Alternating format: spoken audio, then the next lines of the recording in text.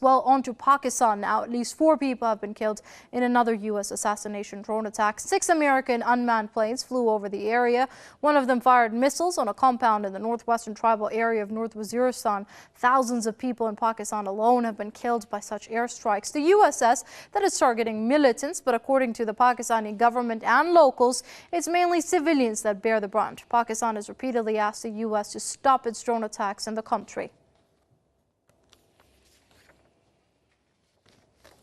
Well, joining us now on the line from Washington is Marvin Weinbaum. He's a scholar in residence with the Middle East Institute in Washington. Many thanks for joining us here on Press TV, Mr. Weinbaum. Now, before I look at the larger picture here within Pakistan right now, as elections draw close, the issue of drone strikes is quite prominent with regards to what the voters are looking at. Do you think this current government is going to pay the price for the U.S. breaking international law and infringing upon Pakistan's sovereignty?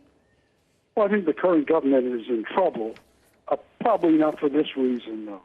It's accumulation of a number of factors, high inflation, energy problems. This is one issue which they've ducked by and large. The opposition parties have made a great deal more of the drone attacks, but at the same time, the Zardari government has not defended them. So I just don't think that's going to be a major issue here, but it certainly, what we're hearing certainly reflects general public opinion. Well, now, despite the general public opinion being against these drone attacks, even the UN saying that this does violate Pakistan's sovereignty, why do you think the U.S. continues with this drone operation, considering there is no way to actually measure, quote-unquote, success on the ground? Well, there have been some clear occasions when they have targeted successfully al-Qaeda members, leaders indeed. Let me mention this. Just yesterday, 15 militants were killed by Pakistan in air attacks. And over the last few months, in a campaign in the tribal areas, over 100 people have been targeted either on the ground and the air by the Pakistan military.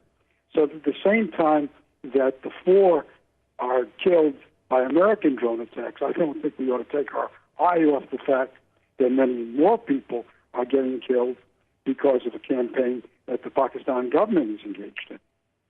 Well, I won't get into the details of what the Pakistani government is doing, but looking at the U.S., it claims to be a beacon of democracy and freedom. Now, this is a country which is right now violating international law and killing, quote-unquote, terrorists without due process, without a trial, and without presenting any evidence. Well, that's right, but the argument that's made is that this is what happens in the course of warfare.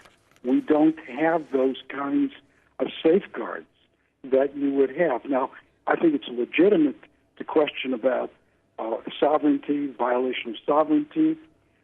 One may also argue about the effectiveness of this and whether, in fact, combatants are being killed or civilians who have no part in any kind of activities. So these are legitimate questions. But as far as the U.S. explains it, it is legally acceptable in international law.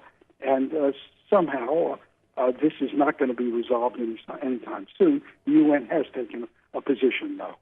Well, questions, and questions being raised there. Thank you very much. That was Marvin Weinbaum, scholar in residence with the Middle East Institute, joining us on the line from Washington.